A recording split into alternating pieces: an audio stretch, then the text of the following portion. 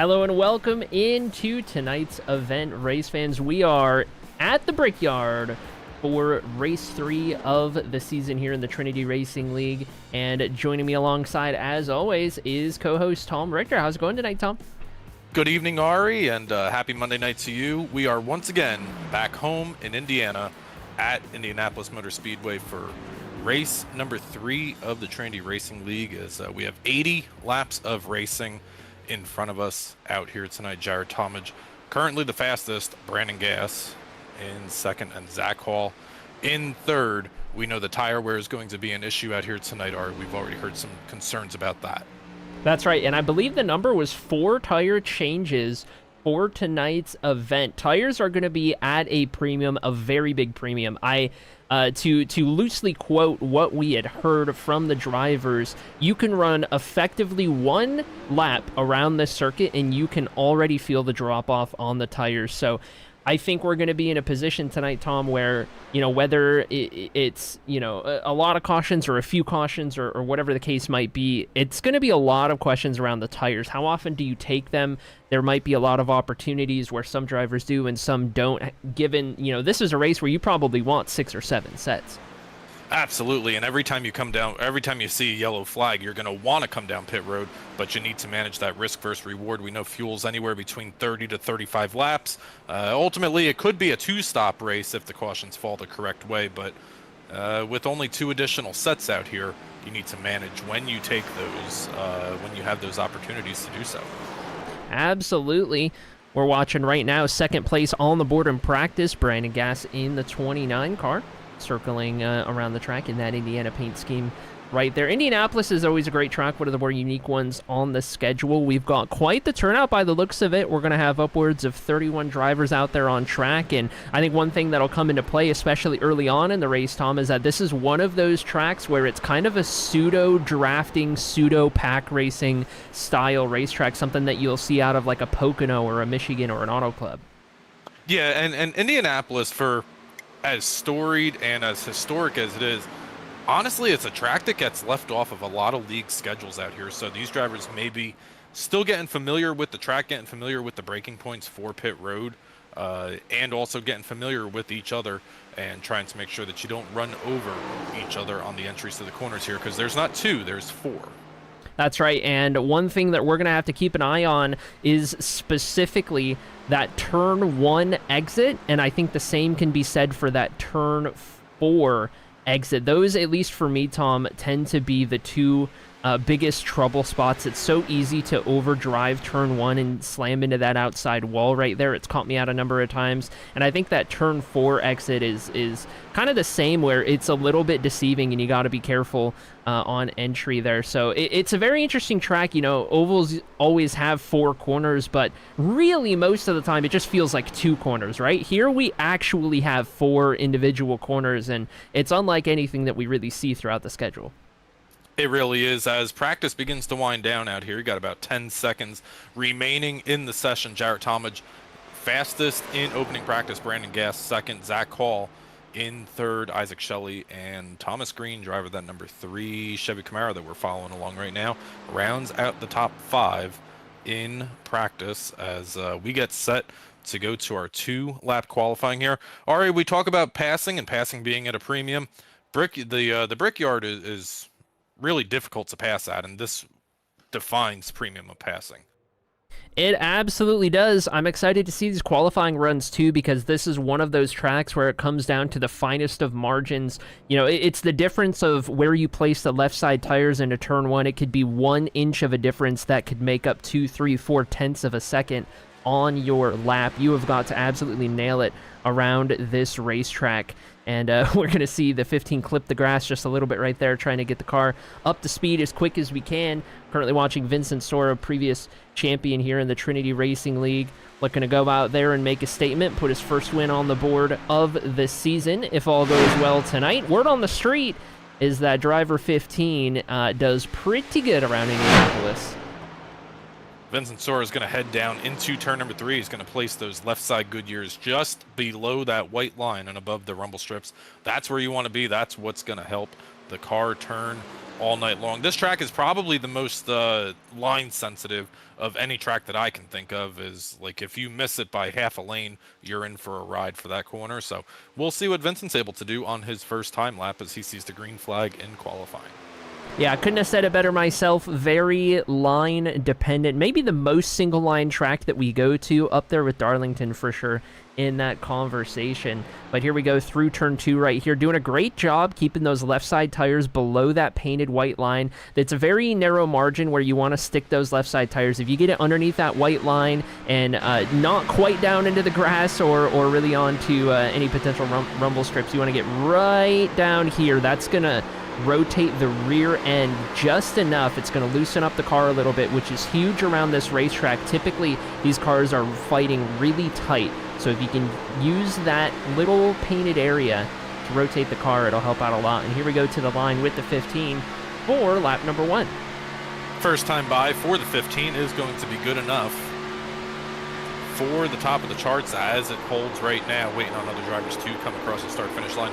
Joshua Knatus moving up to second. Chris Stitz, Thomas Walter taking spots up inside the top 5 here in qualifying. Currently at the top of the board, it is Vincent Sora by about 1/100th of a second over Brandon Gass in P2 as all of the times make their way in. Drivers in droves starting their second flying lap. Be curious to see if the second lap ends up being quicker or not. Given the tire wear here, I wouldn't be surprised if that first lap is the one that counts. As we see the 15 brush up against a wall, I wonder if it is actually the 15 is going to have to get out of it. That is going to disallow that lap. And now we jump over to the 29 of Gass.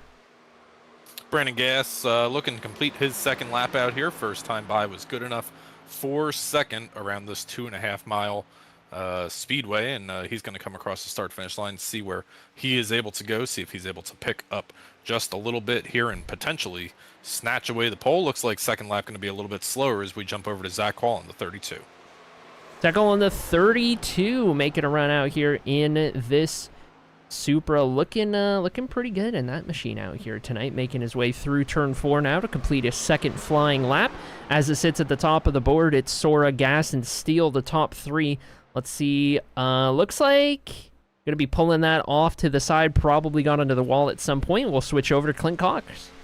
Taking a look at the point standings coming into tonight's event, Justin Campbell, Chris Stitz currently tied for the points lead as they come into Indianapolis Motor Speedway out here. Jarrett Talmadge in the 27, just 3 points behind the points leader of Justin Campbell and Chris Stitz as they're tied. Cody Reed comes into tonight's race in 4th in points, looking to get some momentum on his side. And the top 5 in points is Sam Garcia in that number 50 that we see out here all very often. But at the top of the board, it is still Vincent Sora. Hold the phone. It is Jarrett Talmadge taking the spot. Jarrett Talmadge takes the spot. While we weren't looking, the first driver to break into the 52-second bracket, 52.954. That is half a tenth up on second place. That is pretty significant around Indianapolis. We'll see what driver 2 can do. Justin Campbell, you just mentioned his name, tied for the points lead through turn 4 we go. Looking to bring that rocket ship to the line right here. Had a very good race last time out in Kansas. Came oh so close to getting the job done. Maybe today could be the day as we cross the line. Where is it going to be for driver 2? It is no improvement. It is P25. 25th for Justin, so he is going to have a mountain to climb out here tonight as qualifying's just about to wrap up here. We see the checkered flag over qualifying, and that's going to give us our starting lineup. Driver's going to go into a little bit of a holding pattern here for a 5-minute warm-up, and we're going to get set to go racing here in just a couple of minutes at the Brickyard. All right, we'll see which drivers elect to go out there and get some last-minute preparations in during this quick warm-up period. Interesting of note that Jarrett Talmadge goes out there and scores the pole tonight following up a win in last week's race. We were kind of talking earlier in practice kind of what to expect. I mean, as many of you out there know, Tom and I are new to the Trinity Racing League here, so we're still getting familiar with drivers and speed and, you know, who the contenders are and everything. And word on the street is that Vincent Sora is going to be the one to beat without a doubt, but Jarrett Talmadge going out there and laying down the gauntlet first. Yeah, Jarrett goes out there and he's going to put a heater as we see a bunch of drivers lining up on the exit of pit road out here, as these drivers going to have to maintain pace speed.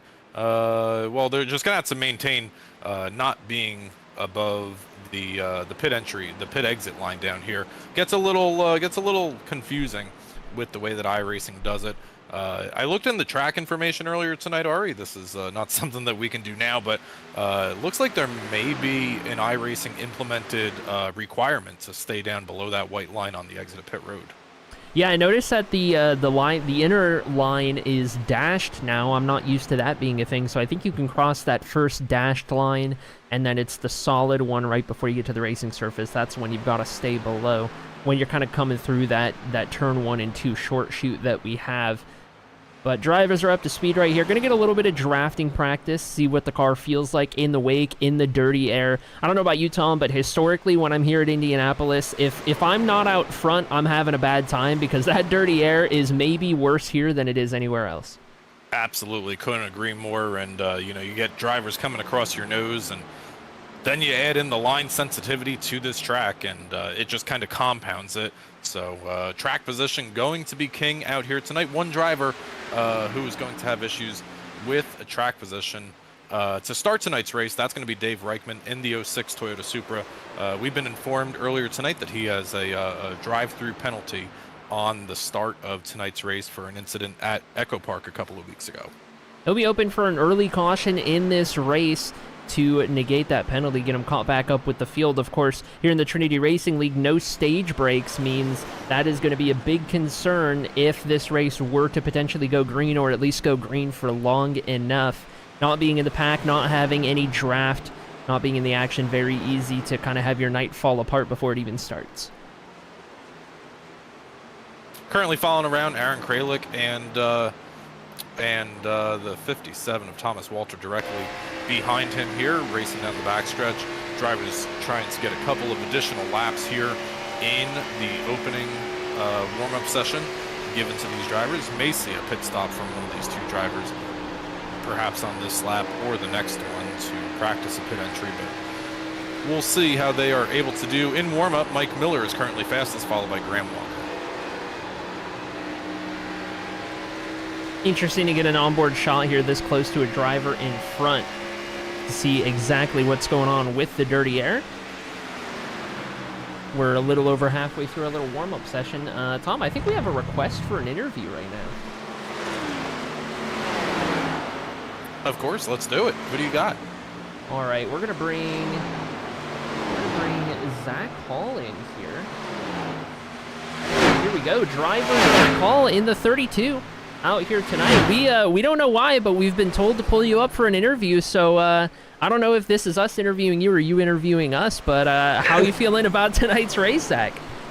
I'm feeling great, man. This is exciting. First Trinity race of my career, and I think I picked a good night. Indy's going to be fun. Absolutely. Indy is it's a very interesting track, one of the most interesting tracks we go to. I personally really like it, but we were just talking about just how big of a challenge the dirty air is here. If you're second place on back, you have your hands full trying to navigate this very singular lane track, trying to get through that wake, that dirty air. How do you feel about that?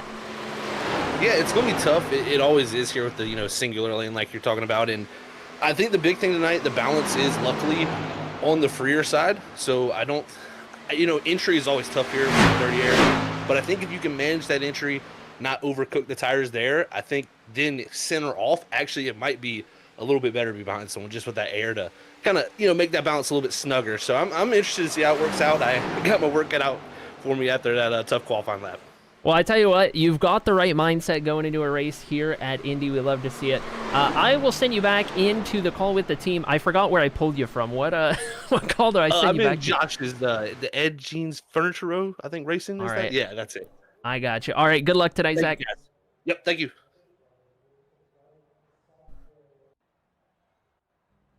All right, I'm right on cue. That's going to bring us to our starting lineup out here tonight.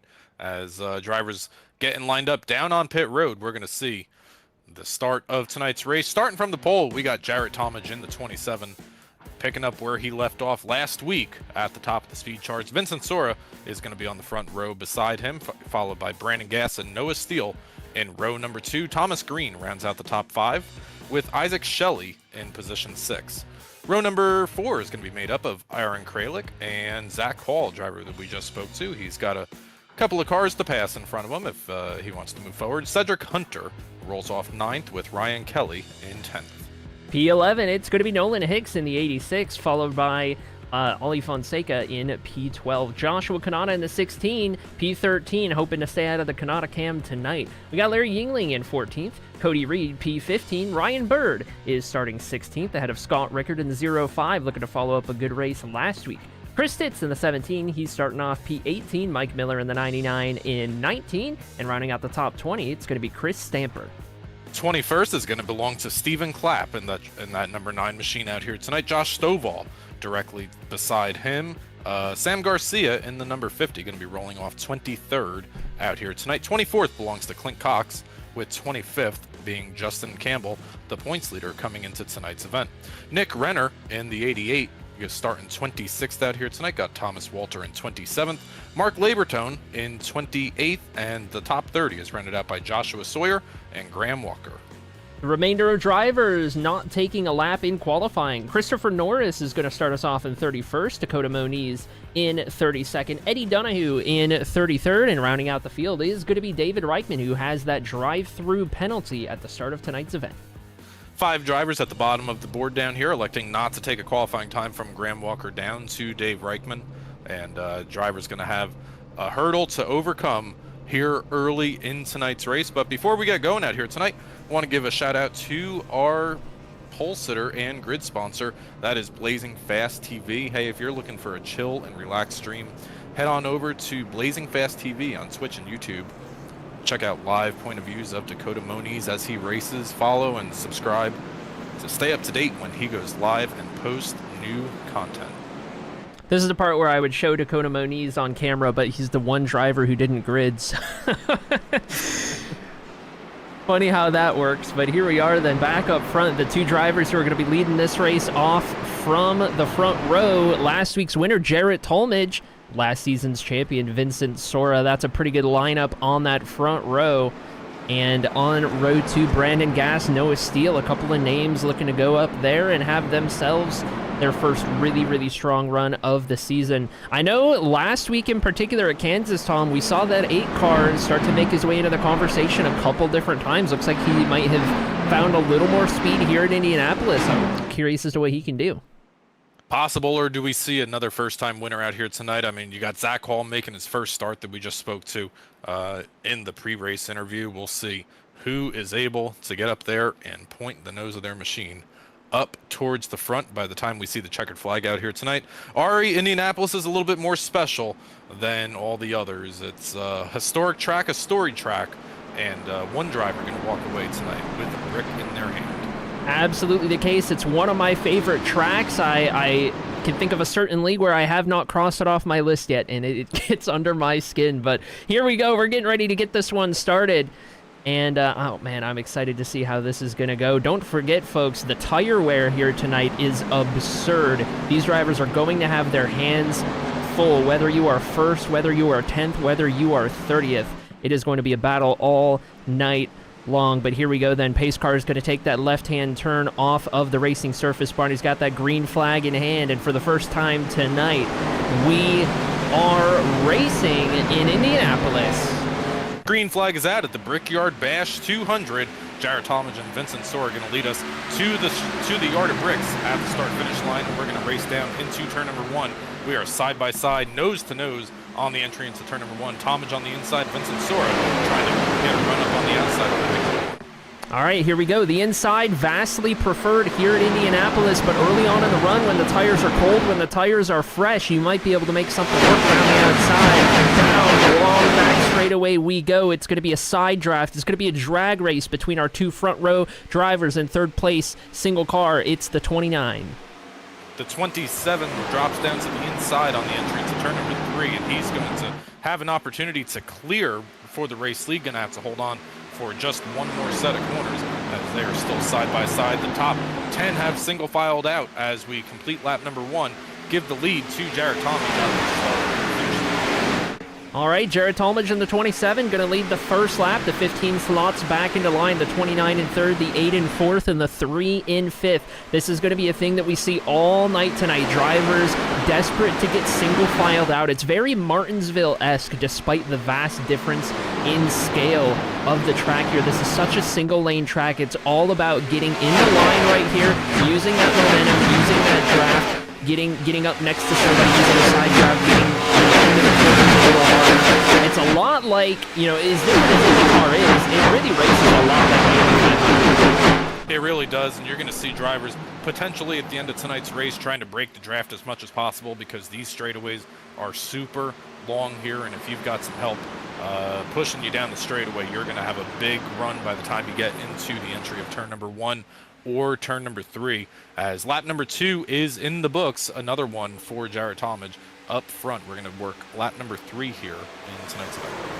I think a big part of what we're going to see in the opening laps here, especially, is drivers really wanting to feel out what the tires are going to do. A lot of them already know from the time they've had in that hour of practice, but I think there's going to be a big question mark as to what happens when you are in this much traffic, when you have this much dirty air to contend with. So they might be riding, just kind of taking it easy for a little bit, seeing what happens, see what happens to the drivers around you, and kind of let the race come to them, as we see Arie Fonseca going to make a move to the inside of the 0-1. That's going to be a successful move on Aaron Kralik. Arie Fonseca is up 4 positions already. Yeah, started 12th out here tonight. One of the bigger movers out here tonight, as we see the 0-1 of Kralik continue to lose a spot to Ryan Kelly directly behind him. And now he's under fire from Sam Garcia, Cedric Hunter as well, to potentially lose another one here. Absolutely, and Sam Garcia, to your point, is making a move way further back in the pack. Can't miss that bright pink front end of that race car there, but looks like these drivers are all going to get themselves settled in for the time being and back to this sort of drawn out, just kind of, I don't even know how you word this, calm before the storm, I suppose, Tom, at Indianapolis, where everyone's single filed out. Maybe there's a pass here or there, but for the most part, everyone's just kind of waiting for the tires to get really bad and for things to get crazy. You may be able to say that, yeah. I mean, we were talking with Josh Kanata before the start of the race. He was kind of coming in and giving us a little bit of insight as to what these drivers are working with out here tonight. And he said, Tom and Arie, I think if we can run 5 laps green, I think we'll be okay. But we got to get those 5 laps in first. So drivers doing a good job out here tonight, as we have been green flag racing since the start of tonight's race. Jared Talmadge still currently the race leader, as Brandon Gaskin will lose a spot to the number 3 of Thomas Green. Oh, Thomas Green gets so loose out of turn 1 right there. That is that trouble spot that I was mentioning. Usually it's getting tight up into that wall, but the 3 car gets a little snap. Now, I don't know if it was just from that pass or not, Tom, but there is almost a second gap all of a sudden between 2nd and 3rd place. Those 2 swapping positions, the top 2 kind of running away with it at the moment. And it looks like they're kind of content to do so right now. These 2 might be fine just to kind of tandem a little bit, get away from the rest of the drivers, kind of make this a 2-horse race.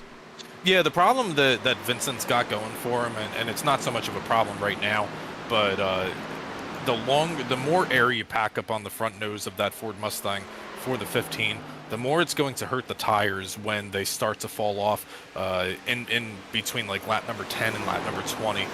So while I don't hate this, putting a little bit of separation between you and the drivers behind you, you also got to make sure that you're not burning up that right front and putting too much heat in it to do so. Absolutely, and we could ride on board with the driver in P2 at the moment. Vincent Sora, driver out of Indiana here at a home race. See how he manages the corners here on entry into 3. I want to see if he's backing it up, if he's paying extra attention, taking extra care not to overdrive it while he's in the dirty air here. He's certainly using that little mini spot under that painted white line to kind of rotate the car. He didn't seem too eager to get back onto the gas. This tells me that he's very much just kind of riding right now, using that draft on the straightaways, taking it easy in the corner, and just kind of letting these 2 get further ahead from 3rd on back. In turns 1 and 3, Arie, you kind of have a little bit of a leeway in terms of how quickly you get back up on the gas, and you'll see why here is because when you exit turn 1 and turn 3, you don't have that long 3,000-foot straightaway. You've got, what is that, 500 feet maybe a little bit more before you get into turn number 2. So you got another corner right there quickly coming up. But in corners 2 and 4, as you see here, he's going to be able to get back up on the gas and get a good pull down these long straightaways. That he is. Does he go for the move? He sticks a nose in there. The 27 goes to cover it off, and he does. Beautiful job by Jarrett Talmadge. It's not easy to pull that car down from that middle line onto the bottom in one of the fast corners, turns 1 and 3 specifically here in Indianapolis. It's very difficult once you kind of commit to a line. You're pretty much committed to it all the way out most of the time. But to your point, you know, you kind of have these 2 short shoots, and then you have these 2 very, very long straightaways here, and it's kind of a mixed bag here. I'd say in turns 1 and turns 2 and I suppose, what am I trying to say, Tom? Turns 1 and 3, where you go into the short shoot, it's a lot more about entry and middle of the corner, whereas it's, you know, turn 2 and turn 4, it's all about getting that straightaway speed, which is typically what you'll see at oval racetracks. It's all about momentum on exit, making that straightaway a little bit longer, getting your top speed up there. So you get a little bit of the best of both worlds here in Indianapolis, where drivers have to be good at not one, but both. While we continue to watch this battle for the race lead, possibly some issues here for Eddie Donahue. Let's take a quick jump over, and then we're going to come right back to the race lead here. Eddie Donahue has issues getting onto pit road. Not entirely sure what happens here. Let's see if we can't follow along and find out what happens to this 12. He's going to get sideways on the exit of turn number 4. Green flag still stays out. We do not go under yellow flag, but an incident early for the 12. Yeah, no other cars around, and that 12 car remains off the racing surface. That's why no yellow there. Very significant hit for Donahue, and will be in the pits with some terminal damage after that one. The only car to be in the pits at the moment, as it looks like everyone else remains on the lead lap, just barely, with the driver just ahead being the 06 of David Reichman, who had that drive-through. Leaders are catching up to him right now, blinking out just a little bit. He'll go a lap down officially, and man, that 15, he's still hounding the back of that 27. He certainly seems faster right now. Yeah, I tell you what, Vincent Sora is not going away anytime soon. He has been right up on the back bumper of the 27, and they ran a really good first lap for position, where Vincent ran a very aggressive lineup on the outside.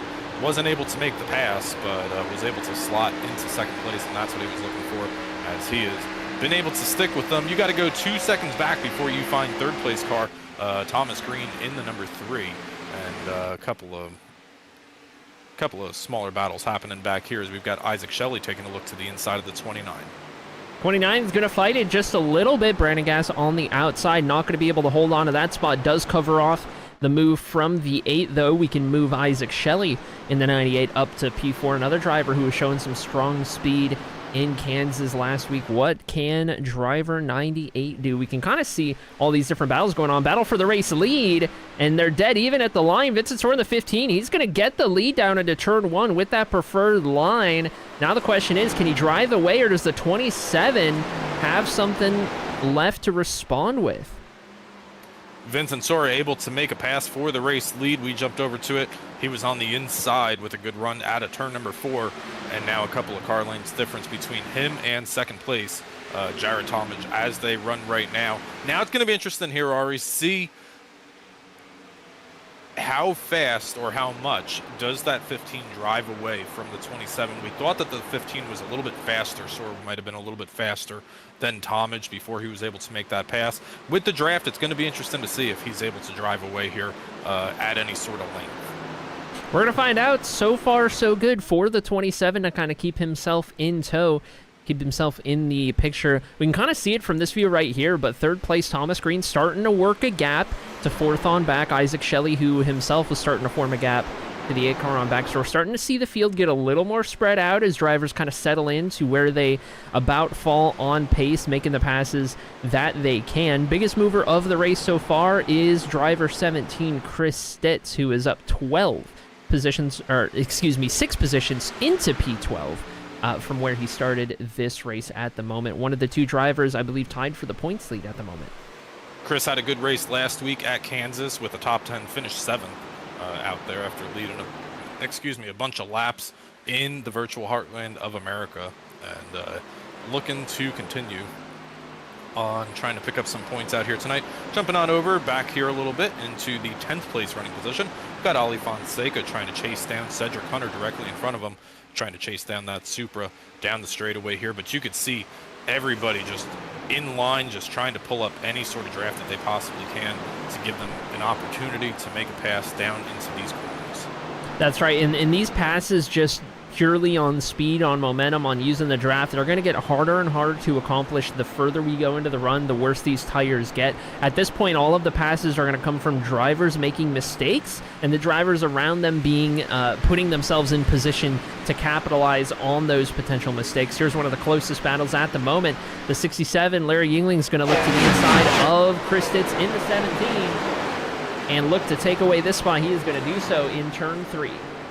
Give position number 12 to the 67 of Larry Yingling. Going to be able to take that spot away from Chris Stitz. Now Aaron Kralik potentially looking to up his spot as well, as now he's got the 17 directly in his windshield.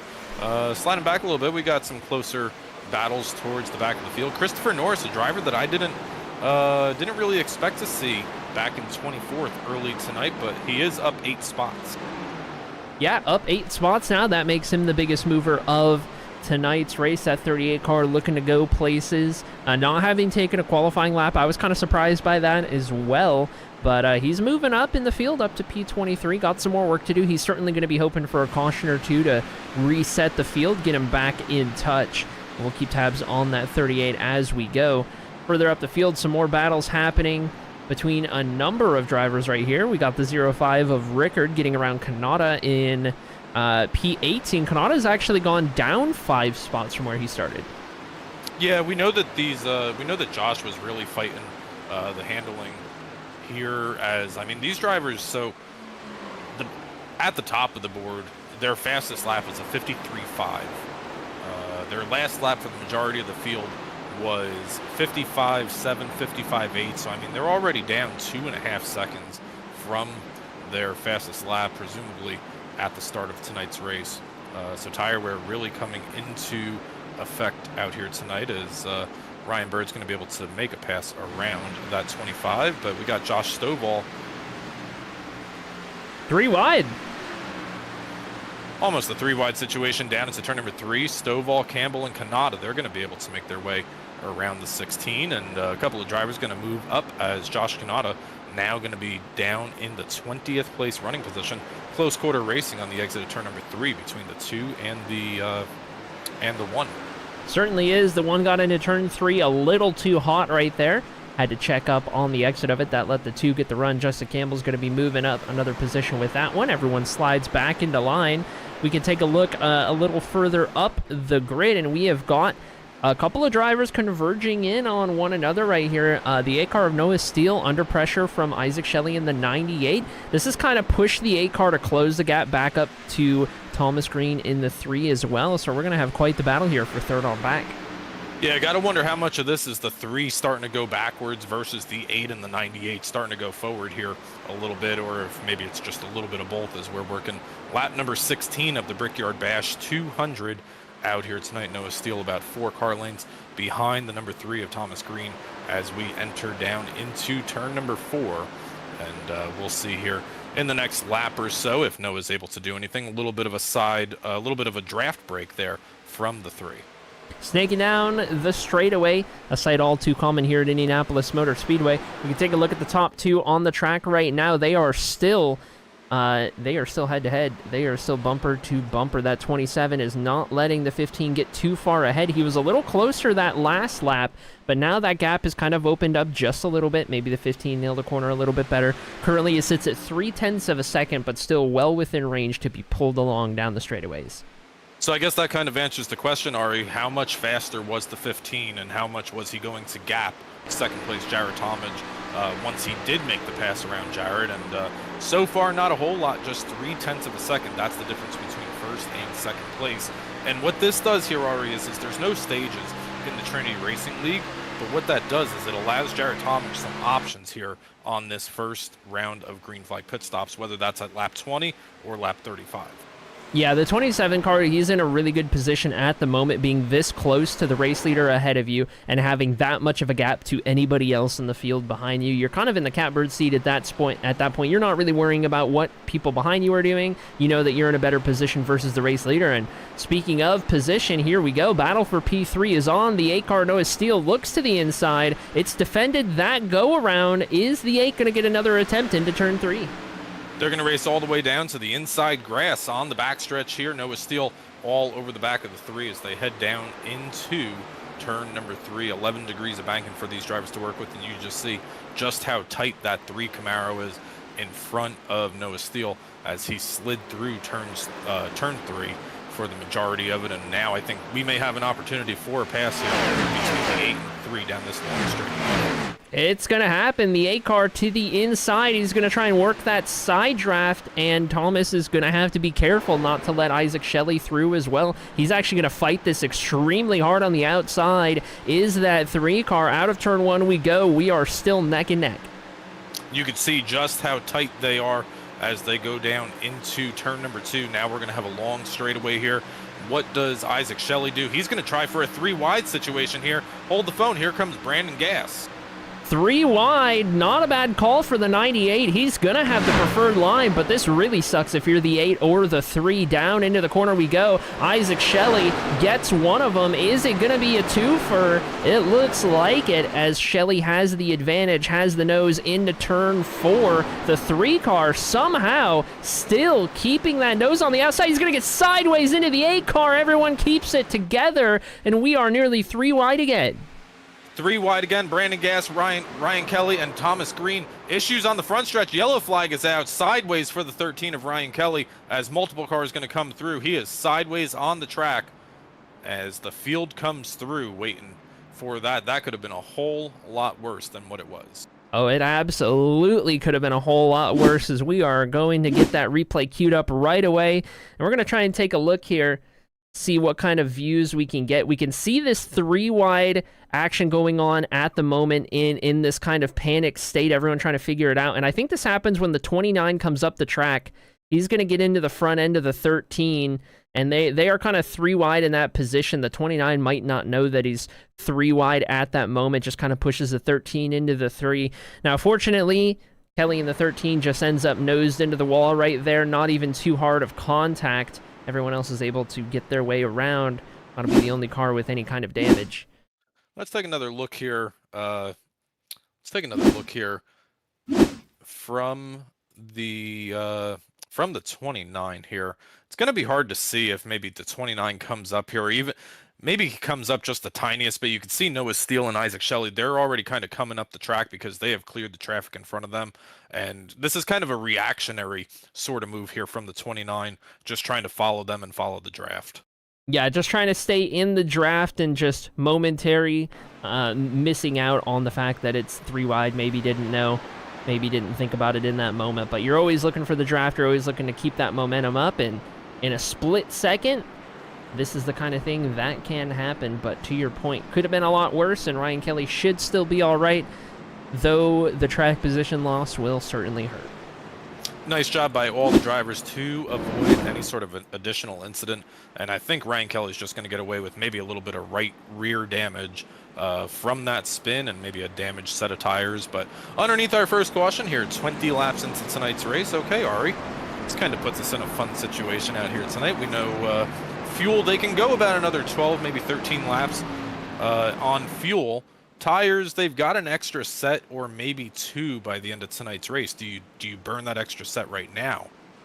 I think you take the set. I think we're far enough in the run. There's no guaranteed yellows here. We don't have stages, so yeah, I'm taking the tires, honestly. Being this far into the run, I would be amazed if anybody did anything except 4 tires in a full tank.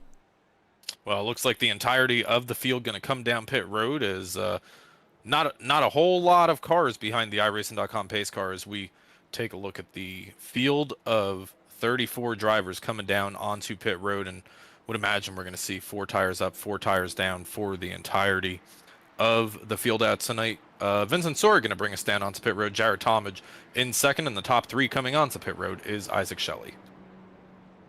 Everyone going to pull their way into those pit boxes. Try not to slide them. Try not to be speeding here on pit road. And we're going to see if we get any interesting shakeups on pit exit right here. Reminder that that first pit stall belongs to the 27 of Talmadge, having beaten the 15 in qualifying. Is it going to pay off here? Not by the looks of it.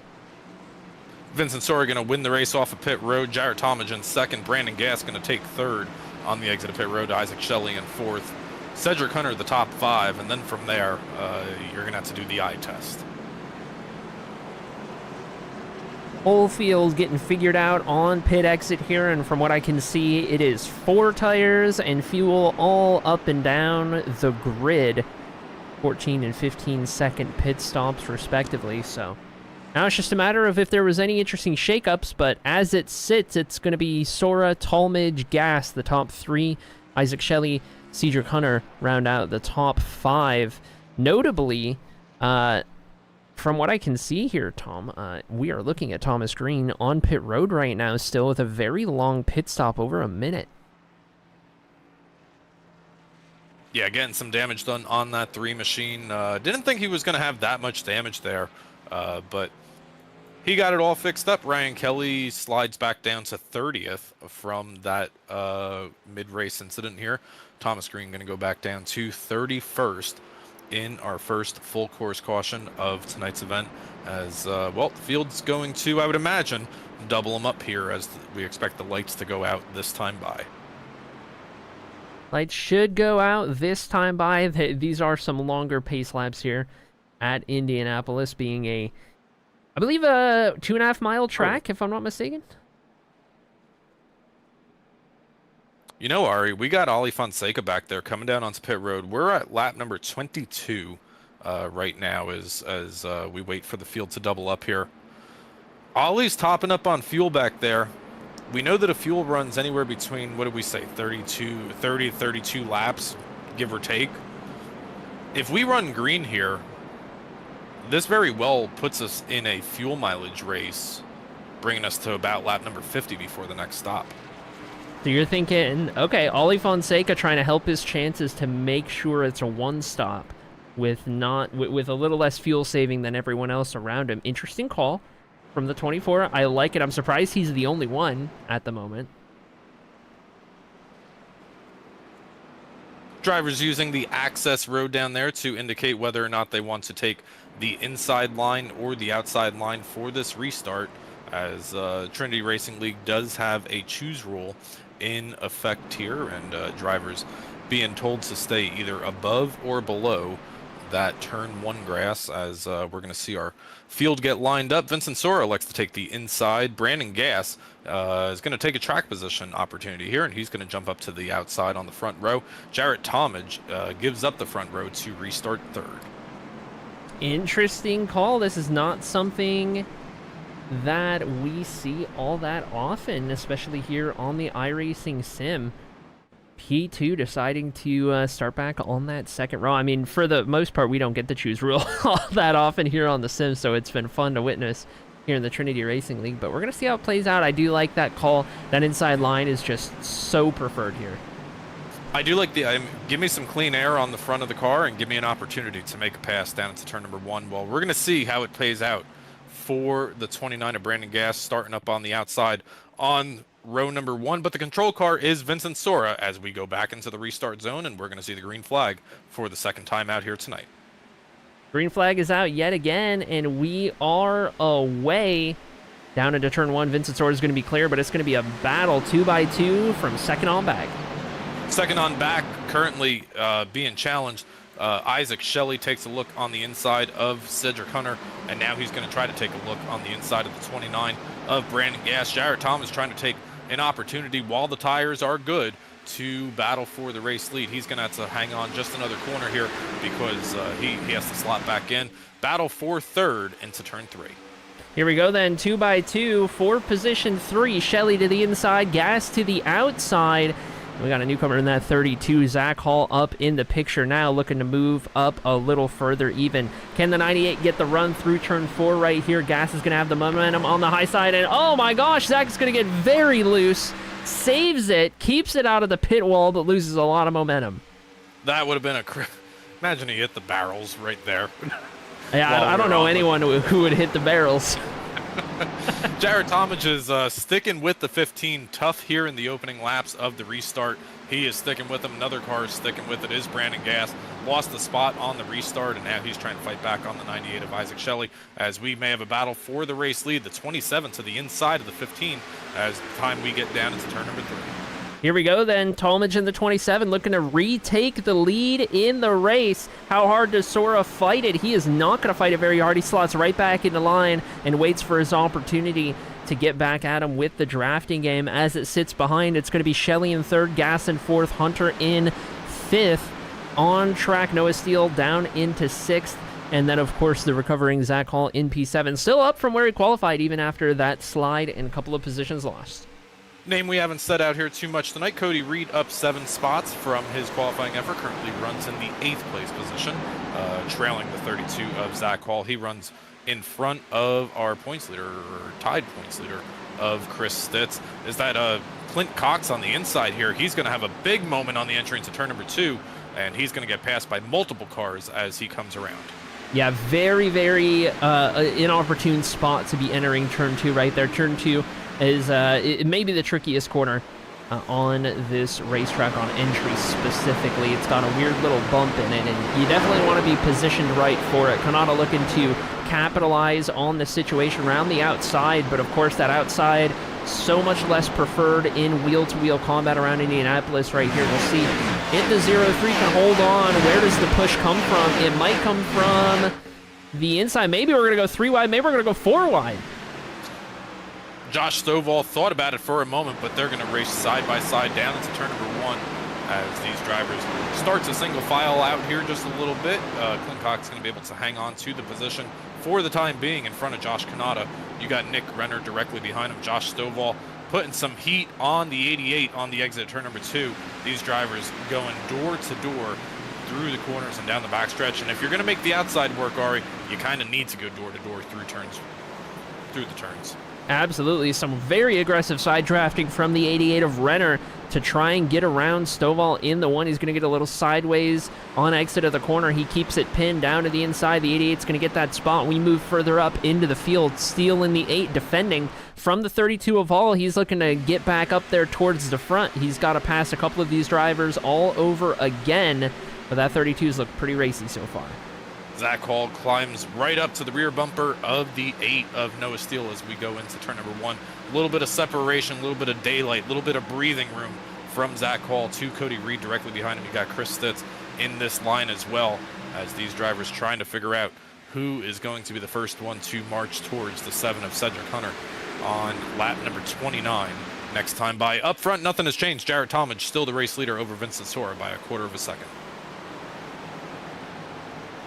1/4 of a second is the advantage up front. We're keeping our eyes on that battle. That gap from P2 to P3, it is starting to form again. It sits at 0.6 of a second between Sora in second, Shelley in third. So we'll keep an eye on that as well as everything pans out. Most of the field within 3 to 4/10 of the driver in front of them, however, one big long train.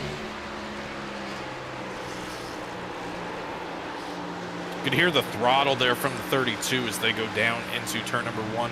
Not really having to get up out of the gas a whole lot just yet, or too much throttle play with it just yet, as he's going to get back up on the throttle and try to get a big run down the backstretch here. They're going to snake down the backstretch following Cedric Hunter and see where he's able to go. He may have an opportunity here, although it may be a little bit too late. Yeah, I mean, that is an opportunity if you're feeling particularly bold. Maybe not an opportunity on lap 29, but certainly an opportunity on lap maybe 69 if you're coming down at like 10 laps ago. That's a move I probably look at making, or at least make the driver in front of me think that I'm going to be making. So you see the 8 get a little wiggle on exit right there. Doesn't harm his momentum too much. One of the biggest things working against Zach Hall here in this instance is that the 8 car right in front of him, he's got just as much of a draft that he's being pulled along with as well. So that kind of really hurts any momentum that the 32 might be able to pull. Yeah, what's working for you is also working against you. He's got the pole, but so does Noah on the front stretch there. But battle for the race lead has started to close up here a little bit, kind of similar to what we saw. It's been about It's been about 10 laps or so since we've been on pit road, and that was kind of about the time that we saw the 15 come to life on the first green flag run out here. We may be seeing a repeat of that first green flag run out here. Could very well be the case. It took about 10 laps on that first run for the 15 to get into a position where he made the move on the 27 and took over. What has Talmadge learned this time? Stage O'Connor gonna just barely avoid the pit wall. I don't know about you, Tom, but that looked about as close as it could be. That that did not look like Cedric Hunter was having a good time on the exit of turn number 4 here, and you're going to see just how close he comes down to that pit road. Does he actually even get an unsafe pit road entry here? It looks... Yeah, he's going to have that. I do believe race control is going to clear that, but you see just how close he was to ending his night. Absolutely. That was so close, much closer than you would want it to be, and I'm sure Cedric Hunter's heart rate kind of spiked quite a bit in that moment right there. That's a light flash before your eyes kind of moment, but all is good and well as the 7 slots back into line. Meanwhile, up front, the pressure is on right about where we would expect it, Tom. See that Ford Mustang pulling the draft down the front straightaway here as he closes the gap to the race leader. He's going to have an opportunity to jump down to the inside. The 15 down to the inside on the entry to corner number 1. The 27 able to power around up on the outside, but now the first time we've seen a battle for the race lead underneath this green flag run. I do think we're seeing a repeat of what we saw in the first green flag. I tell you what, that defense on the outside, that was a very good defense from Talmadge in the 27. Not often you can see that work here at Indianapolis. Not only that, but he got through turn 2 clean. He kept his momentum up, didn't give the 15 another opportunity. So now Sora's going to have to slot back into line, find the momentum, nail these corners, hit his marks, and get the next opportunity. All the while, this is great stuff for Isaac Shelley in the 98, who is broken away from the rest of the pack, and he is trying to stay close to those top 2. It's about even. He's kind of on an island right now in 3rd place, equidistant from 2nd and 4th, but he is closing in, and if these guys continue to get side by side, don't count that 98 out. Isaac Shelley last time by was a little bit faster than Vincent Sora.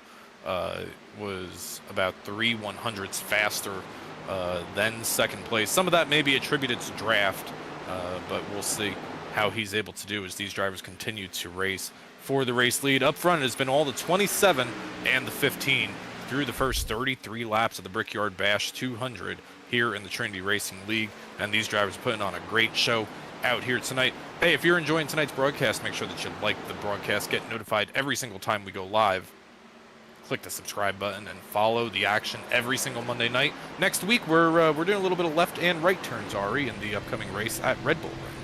Absolutely. I'm looking forward to it. It'll be the first time I've seen stock cars race around that racetrack. It's a racetrack I know and love over in the F1 side of things, so it should be a fun little challenge for all of these drivers. Should be fun to call for us up in the booth as we watch on board Vincent Sora here in the 15, trying to stay close enough to the 27, trying to time his runs through the corners right here. That's going to be a really good corner exit. This might give him the opportunity to look for the move again. And oh, by the way, halfway bonus is coming up before long.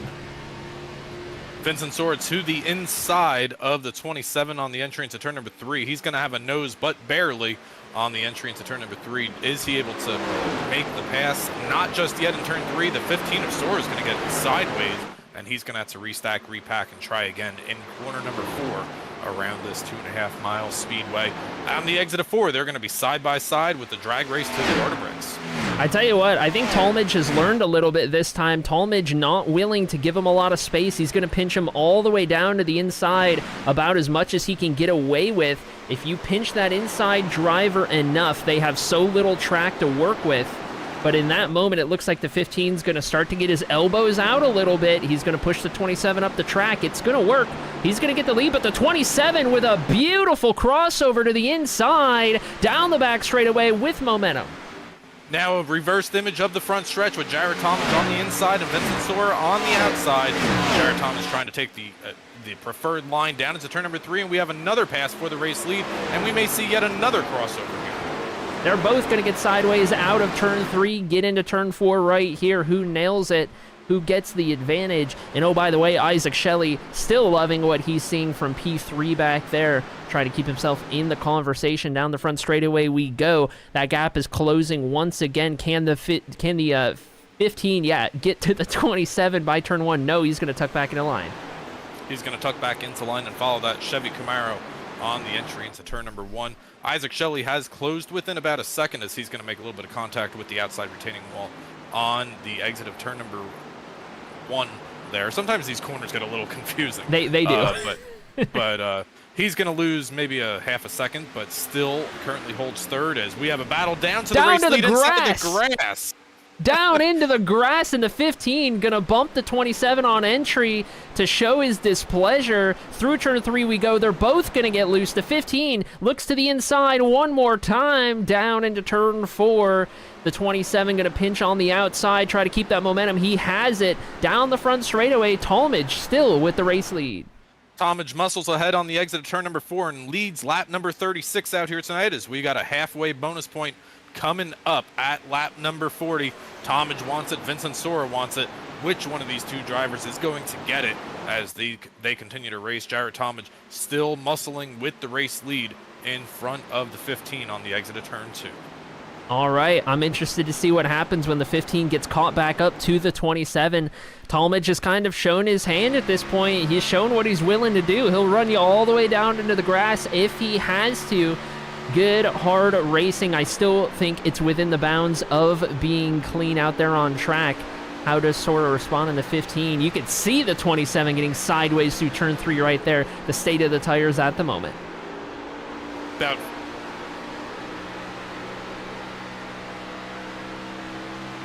Been about 16 laps since these drivers last pit onto pit road. And so about halfway through a fuel run. If they do run the entirety of the fuel run, we expect to see drivers probably down somewhere on lap number 50, maybe 52. But a little bit of a 3-wide battle back here. Arie Fonseca on the inside, Thomas Green in the middle, and Sam Garcia up on the outside. Now let's not forget Arie Fonseca in that 24. He's a little better on fuel than any of these other drivers, so expect him to probably be able to stay out just a little bit longer as well. Arie Fonseca going to make a pass around Sam Garcia. Now he sets his sights on the 3 of Thomas Green, who was running good out here tonight before that incident on around lap number 20. But all eyes back up towards the race lead. It is the 27 and the 15 going at it once again. And the 15 putting that left front nose right up on the side of that 27 as they race through turns 3 and 4. Big run up on the outside for Sora. A little bit of a role reversal right here. We've seen how good Talmadge has been at defending from the outside. Now he's got to defend from the inside, and the 15 is going to be using his own tactics against him, pinching him down to the inside right there. Not going to give him a lot of room on exit. That causes the 27 to get tight. He's got to check up, get out of the gas, and that pass is good. Down into turn 2, cuts off the nose, sends all that dirty air, all that wake over the 27, and he's going to lose momentum down the straightaway. Little bit of momentum lost for the 27 Jared Talmadge. It's about maybe a car length here by the time they enter into turn number 3. But these drivers going at it since the start of the green flag out here tonight. The 15, the 27, swapping the race lead multiple times throughout the corner, throughout the duration of tonight's event so far. All right, here we are then out of turn 4 to complete lap 39. At the start and finish line, Vincent Sora in the 15 has the race lead. We got our first taker on pit road. Aaron Kralik in the 0-1 going to head down on pit road. And so may very well begin green flag pit stops. Well, if other drivers follow the 0-1 down here onto pit road, that's going to put everybody about 10 laps short, maybe about 7 laps short. So it's going to be a stretch here for Aaron to make it. We don't think he can run a full 40 laps. So perhaps he's electing on a 2-stop just because of how bad the tires are. Yeah, I mean it's a 2-second difference here between what they ran in qualifying versus what they're running right now. Last time by, 56-second plus for the majority of the field. Yeah, I wouldn't be surprised if we see a number of drivers say, you know what, I could stretch my fuel, but I really hate these tires. Let me come down and just make up the time on track. We are going to find out as the 8 of Noah Steele gets so loose off of the corner. Another close call with that pit entry wall on the inside right there. It is getting oh so close to claiming victims tonight. The 8 survives, as does the other, and the halfway bonus officially is going to go to the 15 of Vincent Sora, the Apex 50 halfway bonus point. Looking for fun, relatable sim racing content? SG_racing has you covered. Check out Sam Garcia's Apex 50 on YouTube, TikTok, Instagram, and Twitch.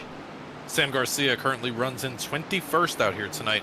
A quiet night for the 50. Has found himself in a couple of 3-wide situations so far, but that number 50 Toyota Supra looks clean as we cross the halfway mark throughout tonight's race, and he tries to continue his march back forward up through the field. Back up front, we got Vincent Sora still in the race leads, battle for about the 10th place here position.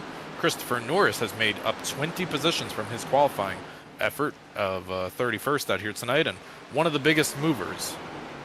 Absolutely, he is in the middle of an accordion right now. These guys are getting closer, spreading out, getting closer, trying to figure out where everyone needs to be. And at this point in the run on, where the tires are just barely hanging on, these sort of moments right here, even though you're just single file, they can be so sketchy. They absolutely can, because you know, you get the big run on the car in front of you, and you don't know if the car in front of you is going to move or if you're going to move at the same time, and that creates for some awkward situations on the entry to the corner. So these drivers doing a nice job. Only one caution through the first 42 laps of tonight's event. I gotta say, I'm pretty surprised, and these drivers should applaud themselves here in the Trinity Racing League. 42 laps in out of 80, a little over halfway, only one caution up to this point, and it was one of those freak deals where that could have very well stayed green. But here we are, and the field is getting pretty spread out. I think as it sits at the moment, Tom, it's going to be harder and harder to expect any cautions from here on out.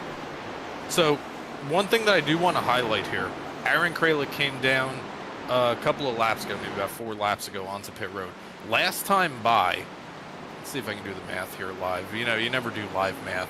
Last time by, he was about 2.1 seconds faster than the race leaders without any sort of draft help. Okay, that's a pretty notable amount of time. The current lap time on track is just about 56 seconds on average. So that two-second difference, I mean, it's not going to stay a 2-second difference the entire run. These guys are going to come down before too long, but I mean, it's going to be pretty noticeable. I wouldn't be surprised if the difference here puts Kralik in the lead by the time everyone else cycles through, but of course he's going to have the extra pit stop. And that's where it's going to get interesting, Arie. I mean, if we get a caution, I think the best scenario here for Aaron is for these drivers to all pit here in about 8-9 laps, wait for it to cycle around another 10 or 12 laps, maybe stay in the lead, maybe stay up in the top 3, depending on the difference to first to second place right there, and then all the drivers come down and get on the same strategy from there to the finish of the race. That may be the 0-1's best option here. Yeah, I agree. And one benefit that the 0-1 does have at the moment is he is going to be out in completely clean air. He doesn't have to worry about any dirty air. Sure, he doesn't get a draft. He doesn't get a slipstream down the straightaways. But honestly, it might be better to just kind of be on your own and not have that dirty air in the corners. You don't have to worry about what is doing your tires. You can just run all out like you need to do when you're giving yourself an extra pit stop. So it could work out pretty good for 0-1. Noah Steele takes a look down to the inside of Zach Hall on the entry into turn number 1 as the 8 gets a good run on the exit of turn number 4, and he's going to be able to make a pass, give us 5th place running position to the number 8 of Noah Steele as they're going to race down the short chute here. Zach Hall still able to hang in tow in that freak eFast broadcast machine out there in that Toyota Supra. I gotta say, that's not a color combination that I would expect to see on a race car, but it works pretty well if you ask me. It certainly does, and it helps us be able to keep an eye on them. That bright silver and that bright yellow kind of looks familiar. It's good. It does look a little familiar. It is a nice combo, though. I'll give him that. As we continue to watch these cars circulate, a little further up ahead, Isaac Shelley in the 98. He ran away for a while from the rest of the field here in P3, but he's got company. That 29 car, Brandon Gass, he has been fast all night, and he is looking to put the pressure back on. Shelley in the 98 wants to get back up into the podium positions. Isaac Shelley has probably been the most consistent name up inside the top 3 throughout the course of tonight's race, but hasn't been able to separate himself from these drivers. Up front, it's been Vincent Sora, Jared Talmadge for the majority of tonight's race. But Isaac Shelley, I tell you what, if we get a late race restart here, that 98 hasn't lost a whole lot of time in the opening laps on a restart.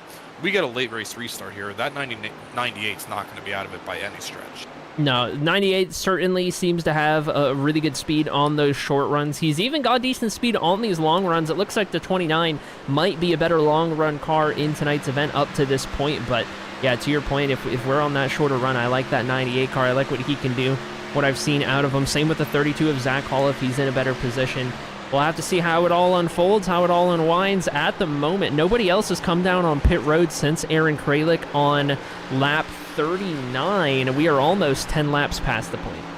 Brandon Gass all the way to the rear bumper of Isaac Shelley through turn 2. And not a whole lot of daylight between these two drivers. Isaac Shelley on the defense as he races down the backstretch here, trying to protect a podium position away from the 29 of Brandon Gass, who is on the move right now, and he may be on the move into turn 3. And he's going to get it. Shelley, the 98, says, you know what? It's too late in the run. These tires hurt too much. You take that spot. I'm not going to fight you for that right now. Good veteran move right there, Wise out of the 98. And that's going to give Gass and the 29 the opportunity to slot himself up into P3 before we get to our green flag pit stops. Couple of laps away from the expected green flag pit stops here. Taking a look at the back half of the top 5 right now, you got Noah Steele rounds out the top 5 as they run right now. It looks like Josh Stovall going to come down to pit road, as well as Mike Miller and Stephen Clapp. So a couple of more takers here, right up on that upper end of that fuel run. Yeah, and all 4 of those drivers that came down, all running towards the back of the field. Stovall, Miller, Clapp, Walter, the 4 names who just came down that time by. So 4 names in 1 lap tells me that we have hit the pay window, and these drivers are going to be hitting pit road big time as we see another battle right here. Yingling in at 67, looking to make a move on Hall. Larry having a great run out here tonight. 8 spots gained from his qualifying position in that Ford Mustang. That bright red, not a single sponsor to be found on it. Ford Mustang running out here tonight. Having a good run for Larry. Quiet night so far. Name we haven't said a whole lot, but certainly finding his way towards the front as the laps begin to wind down out here tonight, as we're going to see 30 laps to go next time by. Justin Campbell, Cody Reed on pit road. Thomas Green's going to join that effort as well. I tell you what, that sponsorless 67, better not be sponsorless for much longer with this kind of performance. Larry Yingling coming out here. He is having a great race, up 8 positions from where he started, knocking on the door of the top 5. At the moment, somebody come sponsor that Ford Mustang. See a couple of drivers exiting pit road at the moment. We had 4 takers this time by, like Tom said, Cody Reed, Justin Campbell, Thomas Green. We also had Nick Renner in the 88 come down that time as well. We're going to see what happens here as now we've got lap traffic merging with the race leaders. Stephen Clapp merging in, driver coming off of pit road here, and we've seen the speed difference here. So how does he work his way around these drivers here? Now it's going to be interesting here. There we go. Never mind. That's my answer. Jared Talmadge, first one to pit road, and he is going to come down, as well as Isaac Shelley on pit road here. And this is going to single-handedly give him the race lead, assuming no cautions happen over the next lap or 2. But I expect the 15 to answer the call next time by. I would imagine so as well. 27 elects to come down here on lap 50, so he's going to have to go an even 30 to get to the end. Isaac Shelley came down. Dakota Moniz in the 05, or in the 5, excuse me, came down as well on that lap. 3 more takers. A lot of the field still staying out, and I don't know, Tom, given the tire wear here at Indy, I don't know if I would be in a position where I would want to undercut. I feel like here, more than anything in this situation, you really want to be the driver with the newest tires at the end. The problem is, though, is that you can't come down and try to gain 4 seconds back here if you're Jared Talmadge. I think Jared had to get the undercut and try to use the dirty air on front of the 15. We've seen him defend really well for the race lead, and he's going to have another opportunity to do just that in the next couple of laps. Certainly the case. We are going to keep an eye on that battle for the effective race lead, as now Larry Yingling at 67. He's into the wall right now with lap traffic trying to make their way by fresher tires. The 67, he gets recouped and going back at it. He's going to lose the lead to Noah Steele in the 8 car, however, in that little kerfuffle. And as it sits on track, 1, 2, 3, 4, and I guess 5, 6, 7 all in a row right now. Absolutely. Noah Steele brings a line of drivers directly behind him as he washes up into turn number 3 just a little bit as they race off of the corner here. I would imagine we're going to see a few of these drivers come down to pit road this time by. Who's it going to be? Noah Steele's going to come down pit road, and the rest of them going to say, we'll see you later. All right, I kind of like this from these drivers out here. I mean, you got to do something than the race leaders if you want to beat them at this point. And they do have a nice little pack going. I don't know how much time it's worth on those old tires comparatively, but they do all have a nice little draft down the straightaways. Right here we can see the gap. Jared Talmadge effectively going to be ahead of Vincent Sora, well, is ahead of Vincent Sora by the output of the strategies here, but Aaron Kralik currently sits 6 seconds ahead of Jarrett Talmadge on track. That will be our effective race leader once it cycles out, though, of course, Kralik is on a vastly different strategy. You could see the difference here between Talmadge and Vincent Sora as they race down the straightaway here. The 27 belonging to Talmadge, the 15 belonging to Sora. And, I mean, the difference here is going to be about just over 2 seconds between these two drivers. With less than 30 laps to go out here, I don't hate this. This puts some dirty air on the car behind you. Yeah, that's a pretty nice gap to be working with for only 1 lap tire disadvantage there for the 27. Not a bad spot to put himself in right there, all things considered. I think, you know, if I'm in the boat of the 15 of Vincent Sora in that position, Tom, in second place, you know, he was kind of a second and a half back at that point. If he comes down, I know he's going to undercut me regardless of what I do. I might stay out an extra lap or two just to ensure that my tires are that much better than his.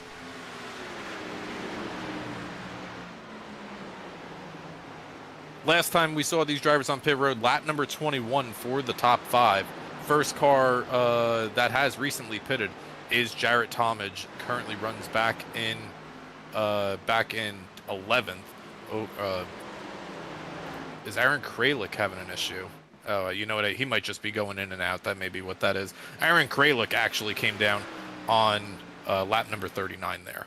That's right, Aaron Kralik in the 0-1, hoping that everyone else completes their pit stops in time for him to lead a couple of laps at the very least. Kralik is going to have to make another pit stop before it's all said and done. Everybody else who is cycling through their pit stops right about now in the race, they're hoping to make it all the way to the end on this tank of fuel. Those who are the first names to come down are going to have the hardest time doing so. So a couple of drivers going to be saving towards the end, and a number of drivers going to be just fine. Of that group, Larry Yingling in at 67, Zach Hall in the 32, Chris Stitz, Christopher Norris, Ryan Kelly, Clint Cox, Joshua Kanata, Chris Stamper, and Graham Walker. They are all still out on track yet to make their final pit stop. They are going to have some very nice tires for that final run, and they are not going to be worrying about fuel whatsoever. Dakota Moniz makes his way around the race leader to put himself back on the lead lap here, as he is now just about a minute behind the race leader, Zach Hall. Christopher Norris, a pair of cars coming down onto pit road to this pit road service here for what we expect to be the final time out here tonight, as we're going to have 26 laps to go out here. Up front, name change up front here for the first time tonight. We got Larry Yingling in the race lead. Last came down on lap number 21. He's probably only got another lap or two at the absolute maximum in that Ford Mustang. Chris Stitz probably working with similar fuel strategy, and Ryan Kelly. I realize we're underneath the cycle of green flag pit stops right here. Issues early for Ryan Kelly on around lap number 20, and has kept that 13 clean the remainder of tonight's race. Yeah, I think if you're the 13 of Ryan Kelly, you're kind of in a position at this point, same as drivers like Clint Cox, Joshua Kanata, a little further back as well. You know, stay out. Why not? Run it dry. Maybe you'll get a caution, and it'll really help your track position game, because, you know, if a caution comes out at this point, even the drivers who just pit are probably going to take tires. It's that dire of a situation here in Indianapolis tonight. So, you know, if you stay out for as long as you can, you get that lucky yellow, all of a sudden, you just put yourself in the catbird seat. One thing I'm noticing here, Arie, I've been keeping an eye on the gap between Jarrett Talmadge and Vincent Sora. It's actually extended, maybe just a little bit between Talmadge and Sora. It is now about a 1.6 second gap, as Vincent's going to have a little bit of drafting help, a little bit of a push down the front straightaway here. Last time by, though, Jarrett was maybe a little bit slower than Vincent Sora. So that 15 might start to be coming here, but how much of the tires is he using up to get there? We know tires are an absolute premium out here tonight. Will he have anything once he gets to the bumper? It's all going to come down to how Talmadge is running at the moment. We know he's doing good enough to keep that gap nice and healthy. Got to make sure you're not using too much of those tires while you do it. However, we see 3 more names down on pit road. Chris Stitz, Ryan Kelly, Clint Cox. All 3 going to come down this time around. Yingling and Kanata stay out. Chris Stamper, Graham Walker, the 4 remaining drivers on track yet to make their final stop. Got a 9-second difference between first place Larry Yingling, second place Josh Kanata, and 13 back to the 53 of Chris Stamper. The first driver we expect to be good on fuel is currently running in 5th. That is Jarrett Talmadge, and chasing him down in a hurry is Vincent Sora in that number 15. That is effectively the battle for the race win out here, assuming that nothing goes sideways here in the next couple of laps. I'm really kind of surprised at how many laps that 67's got. I am amazed at how many laps that 67 has got. Every single time for the past 6 or 7 times, I've thought maybe this will be the one. Same with Josh Kanata, the 16.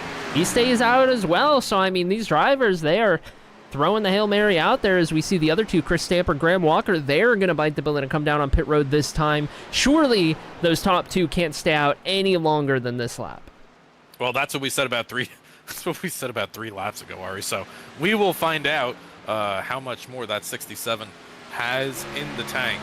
As let's go on board here, see if he's saving any sort of fuel. I don't think there's any sense in saving fuel here if you know that you got to pit, right? So unless he's just trying to catch a caution and catch a lucky break. I mean, if we get a caution right now, everybody behind you is also coming. So it could work. Absolutely could. See what they do this time. The 67 is going to finally bring it down on pit road. Larry Yingling, after leading a number of laps right here in that 67. I'm telling you guys out there watching at home, somebody sponsor this 67 car. It's gotten you a lot of TV time here today. Josh Kanata, the only other remaining car, he is also going to call it and bring it down on pit road this time around. So this will officially relinquish the lead to Jarrett Talmadge, who just swoops by, just out of camera frame, takes over the race lead. Vincent Sora now exactly 1 second back. And you can see the distance has closed. It was about 2.5 seconds when they exited pit road a couple of laps ago. Now under a second here as they're entering into turn number 2. And I feel like we've seen this game before out here tonight. The 15 chasing down the 27. He needs about 10 laps to do it. That's what we've seen in the previous runs.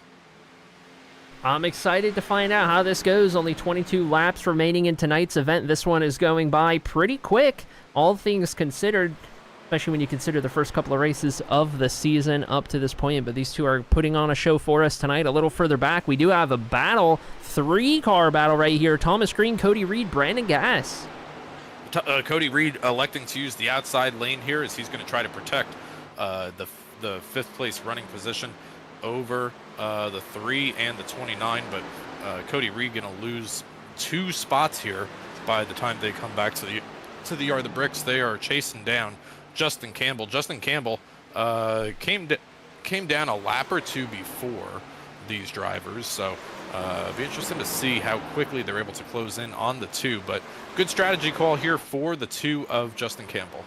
Oh, yeah, I think it was a great strategy call from the 2 of Campbell. I mean, he's got himself up 21 spots from where he started this race. Now he can kind of go in defensive mode. He's in some cleaner air than he was in before, and I think that's going to make the biggest difference. We see Brandon Gass and the 29 make the move. He's got 2-lap newer tires than both the 3 or the 2 cars. So expect that 29 to be moving fast in a hurry. The 29 is able to make the pass on Thomas Green on the entry into turn number 1. Up front, we're keeping an eye on the battle for the race lead. We'll bring you right to it when it heats up, but half a second up front, but closer battles back here for a top 5 running position.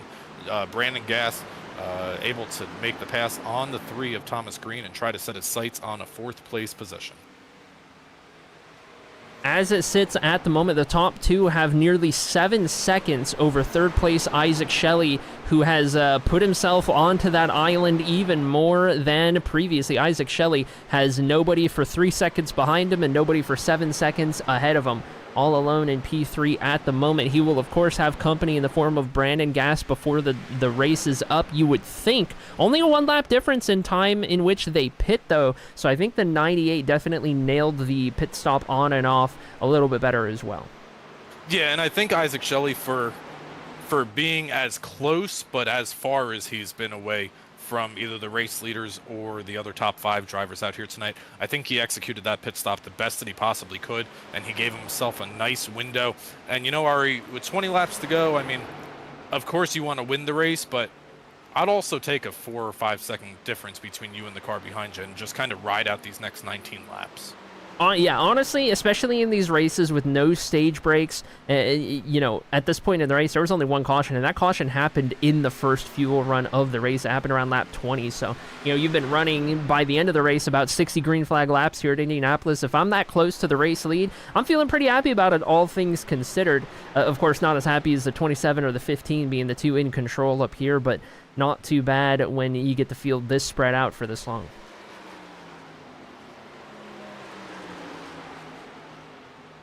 Looking at the last lap time here, last lap time about 3 1/4 seconds faster for Vincent Sora in second place. Let's actually flip this around here, make it a little bit easier to read.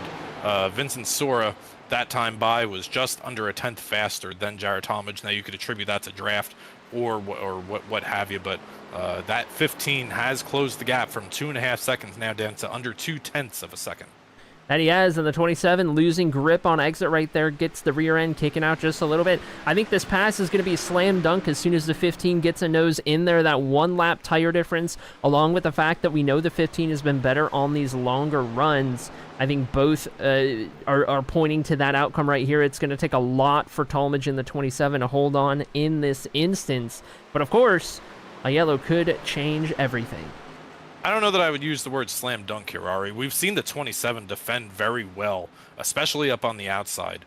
And I expect to see the same thing once these drivers do get side by side. And now if the 15 does get up on the outside of the 27, that may be a little bit difficult for Jarrett to protect. But if the 27's got the outside here, I think he's going to have a good opportunity to protect that, at least for the next couple of laps. We're going to find out here on the back straightaway. The 15 is there. The block is thrown. Talmadge to the inside, but the 15 pulls level. Halfway down the back straightaway, he's going to use that side draft. We're going to enter turn 3 at a dead even heat. Into the corner we go. You could see how much deeper Sora drives it in. The 27, he's going to get elbows out. He slides up into Sora. Both of them keep it off the wall. They're sideways into turn 4. A little bit of argy-bargy on the exit of turn number 3, and now we go into turn number 4. Give the advantage to the 15 on the exit of 4, to the yard of bricks. Vincent Sora reclaims the race lead and is going to drive away by a car length by the time they cross the line. For 16 laps to go, Vincent Sora back to the race lead. All right, driver 15 in control. Once again, he has 1 lap better tires. That is the situation up front. We turn our attention now to Brandon Gass, who just caught up to the back of the 2-car Justin Campbell on a tire disadvantage right here. That 29 is going to get to the inside, and he should get this pass done through this sequence of corners right here so that he can set his sights on the driver 4 seconds up the road. That is Isaac Shelley in the 98. It is going to be a battle for the final podium spot for the final interview of the night between the 98 and the 29 with 16 laps remaining. Sliding back just a little bit, we got your favorite car out on track. We got the Taco Bell machine of Nolan Hicks, the name I don't think we've said all night tonight, having a solid run. Started 11th out here, runs in 8th, and quiet night for Nolan Hicks in that Toyota Supra, as he is closing in on a couple of vehicles here before the end of tonight's race. He's got about 4 lap better tires than the 2 of Campbell, the 3 of Thomas Green. So I think there may be an opportunity for Nolan to pick up another spot or 2, or maybe even 3 by the end of tonight's race. But Ali Fonseca, Zach Hall going at it in turn 2.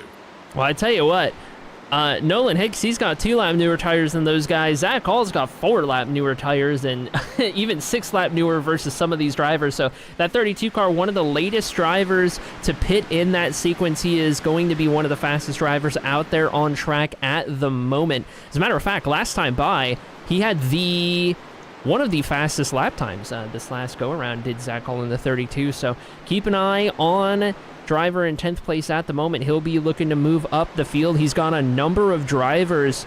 I mean, realistically, Tom, looking at this running order, I think he can get into 5th place before it's over without too much difficulty. Yeah, I mean, 5th place is, what is 5th place? About 2 seconds in front of him. Is that what I'm looking at here? Just about, and the way he's picking these guys off, I mean, he doesn't have to spend a lot of time given his tire advantage, so. Yeah, so keep an eye on the 32 as he is up into the 9th place running position. He's going to set his sights on the 86 of Nolan Hicks. But up front, Vincent Sora has stepped away with the race lead by 3/4 of a second over Jarrett Talmadge. Isaac Shelley still runs in 3rd. Brandon Gass slowly closing in the difference between him and 3rd place. So we'll see as the laps begin to wind down out here. 14 laps is a long way to go for these drivers out here tonight. That's right. It's a little under 14 minutes. You consider every single lap time. It sits somewhere around 55, 56 seconds, that is. So we're going to see how this all plays out as it unwinds. It's a very long track. 4 individual corners, of course, like we've covered. The tire wear is very bad. So this 13 laps, you know, it kind of feels like 100 laps at any other track. It absolutely does, and especially if you're just trying to finish out the race, right? You know, just say, hey, I'm going to finish 3rd, I'm going to finish 4th, I'm going to do this or whatever. Just let this race finish out.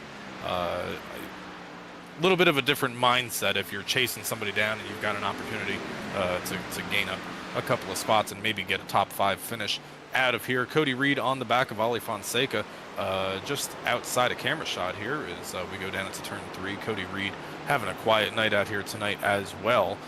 Maybe in the clutches of Christopher Norris here in just a moment. That's right. That 38 car quietly been making his way up through the field the entire night, up 19 positions up to P12 at the moment. What could have been for the 38 had he set a qualifying time tonight. Definitely has the speed out here with this run. He's going to be looking to get into the top 10 before it's all said and done. We move a little further up. Cedric Hunter in the 7 got around Thomas Green in the 3. He's looking to get around the 2 of Justin Campbell now and move himself up into the top 5. Hunter's going to take a look to the inside on turn number 2 and try to get a big run down the backstretch here. Try to make the pass here. Where does Thomas Green go if he's able to close up to the rear bumper of one of these cars? Which lane does he push? Which lane does Nolan Hicks push? When they do get there, Cedric Hunter going to be able to take the 5th place running spot away from one of our current points leaders, Justin Campbell, on the exit of 3. All right, so that 7 car's got some clean air ahead of him. He can go chase down the 29 of Brandon Gass. He does have 2 lap better tires than the 29, who himself has 2 lap better tires, or excuse me, 1 lap better tire than the driver in front. So we got the converging strategies here of all the drivers who got their time in the early half of this final stint right here. They undercut, they took the tires early, and now you've got the drivers like the 7 and the 32. They're making their way back up through these guys. They have the tire advantage the entire rest of the way. It's just a matter of how well they can pick through traffic. Zach Hall continues his march forward as he gets around the 86 of Nolan there, and now he sets his sights on Thomas Green. They've actually got equal tires, or no, excuse me, I'm looking at the wrong line here. He's got about 6 lap better tires than Thomas Green directly in front of him, so I don't imagine this would be too much of a battle here as he's going to try to set him up on the exit of 3 and potentially get a run on the front stretch here for the 32. He's still got an opportunity. 4th place is now only about 1.6 seconds in front of him. That's right, he's going to pull down to the inside and now looks for that side draft down the front straightaway. Can he get that nose alongside to make the move down into turn 1? He does, and this should be a slam dunk pass. 6 lap better tires is quite the difference here at Indy. He makes it happen, moves Zach Hall up into P7 as he sets his sights on Justin Campbell just ahead. We got some battles going on further back. Christopher Norris in the 38 sideways off of turn 1 to the inside of Arie Fonseca, and Chris Stitz in the conversation. Chris Stitz comes into the conversation late into tonight's race, runs in 12th, and we may see a 3-wide battle down the backstretch here. Christopher Norris in the middle, Chris Stitz on the inside, Arie Fonseca up on the outside. Are they going to settle it out before they get down to turn number 3? A little bit of contact between the 24 and the 38, but we stay green. Everybody keeps those machines moving forward. All right, a little bit of argy-bargy, as you like to say. Christopher Norris says, I got places to be. Sorry, driver 24. And the 17 of Chris Stitz, he does not want to give up yet. Chris Stitz is in the best position here tire-wise. Last pit on lap 56 to Norris's 54, and Arie Fonseca's 50. So watch out. The 17 and the 13, as a matter of fact, those 2 drivers both pit on 56. They have some of the newest tires in the field. They will be going fast. They will be picking up positions in a hurry, I should say. We got to give a little bit of a tip of a hat to the 13 involved in the only incident caution out here tonight. Fell back down to 30th on that incident. Driven his way back. Chance of top 10 out here tonight. But another driver here coming here, Arie, is going to be that 67 directly behind him. We saw Larry stay out as long as he possibly could, and now he's got an opportunity here to. He's only got 2.5 seconds to a top 5 finish in front of him. Well, I tell you what, take every single tire advantage that we've given you so far, throw them all out the window, because when it comes to driver 67, he last pit on 58. He is the new tires out on track at the moment. Larry Yingling going to be looking to pick up as many pieces as he can before the time runs out. The only disadvantage that the 67 has gotten himself by staying out as long as he could is that, oh my gosh, close call, Ollie Fonseca and the A car of Noah Steele, very close with the lap down car, the 42, I think, of Mark Labertone on exit right there. We keep it good, we keep it green. That was very sketchy. Noah Steele on the exit of turn number 1 here, it looks like. And looks like maybe they're just reacting to the 42 of Mark Labertone. They catch him at the worst possible scenario on the exit there. Track's already very tight, track's already very narrow. Those drivers do an excellent job of keeping it clean here with 7 laps to go. I tell you what, we've got a battle here for 4th place. Cedric Hunter has closed in on the back of the 29. I tell you what, Tom, this is not the battle I expected to see Brandon Gass involved in right here. I thought he might have a chance to go up there and catch 3rd, but no, Isaac Shelley has extended that gap, and now on better tires, the 7 of Cedric Hunter, he's looking for P4 out of Brandon Gass in the 29 right here. Can he get the run down the back straightaway? He's got to hurry up because Zach Hall is coming on even better tires than what the 7 has, so it is in Hunter's best interest to get this pass done as soon as he can. You can see that silver 32 coming not too far in the distance as we peek around Hello Kitty on the entry into turn number 3 here. And he is coming, and we are going to quickly turn this from a 2-car battle into a 3-car battle unless this can be settled here in the next lap or so. But that 32 is on the move here, looking for a top 5 in his first Trinity Racing League start here tonight. It's looking pretty good for him at the moment. This is the closest battle on track down into turn 1. The 7 all in the rearview mirror of Brandon Gass in the 29. How well can the 29 hit his marks in the final 6 laps right here? That 7's going to have to up the pressure, up the ante right here, get all up in his mirrors, make him think he's gonna go for a dive bomb move. All you got to do is get that nose to the inside, maybe even the outside, get that little side draft, and with those 2-lap better tires, you'll be in a good position. Hunter not going to be able to make the move down in turn number 3, but he is all over the back of the 29, probably the closest he has been throughout the time that he's been to the 29. He may have an opportunity on the exit of turn number 4, but it's going to be difficult here, Arie, because he's not going to have any draft right behind him, and as soon as he steps out side by side with the 29, that 32 is going to be right there, and I would imagine that we would see a 3-wide situation pop up out of it. I wouldn't be surprised as we see the 29 snake down the front straightaway, wants to break that draft. Don't give the 7 any advantage if you don't have to. That gap stays at about a single car length at the moment, making their way through the tricky turn 2 entry. And down the back straightaway right here, the 7, from what I've noticed here, Tom, he's faster than the 29, but the 7's problem is that he can't seem to get off the corner exit without kicking the rear end out. Yeah, noticing a lot of drivers are getting super loose on the corner exits, and that'll happen a lot of times if the cars are loose, or excuse me, tight by nature, because you're putting so much wheel into it.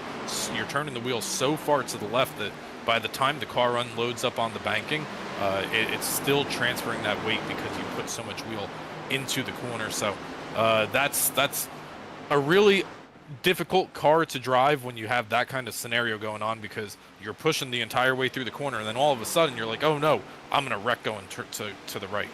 Absolutely. And one thing that I've noticed this battle is doing, Tom, is I think it's bringing the 29 and the 7 back even to the 2 and the 86, Campbell and Hicks. I feel like they've been closing in the recent laps as well with everything that's going on up here, especially with that draft now being bridged by the 32 of Hall as well. So this is going to get really interesting before it's up. 4 laps to go.